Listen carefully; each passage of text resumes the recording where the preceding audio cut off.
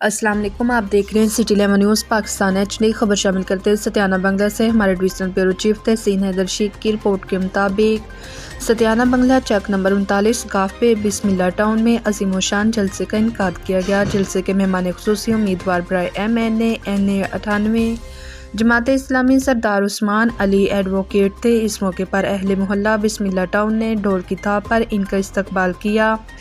Programme کا آغاز تلاوت قرآن پاک سے کیا گیا۔ اس موقع پر مختلف معززین نے خطاب کیا۔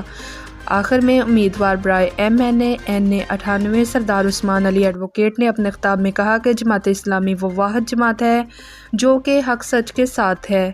امید کرتا ہوں کہ اللہ تعالیٰ نے اگر عزت دی تو انشاءاللہ اس علاقے کے تمام تر مسائل حل کروں گا۔ انہوں نے مزید کہا کہ ووٹ آپ کے پاس مقدس امانت ہے۔ اگر آپ ووٹ کو صحیح استعمال کریں گے، آپ کے ووٹ کی طاقت سے ملک کی تقدیر کا فیصلہ ہونا ہے۔ اگر آپ غلط کینڈیڈیٹ کا انتخاب کریں گے تو نقصان آپ کا ہی ہوگا۔ جماعت اسلامی نے ہمیشہ غریب کسان مزدور کے حق کا تحفظ کیا ہے۔ انشاءاللہ آنے والے الیکشن میں جماعت اسلامی کی ہی جیت ہوگی۔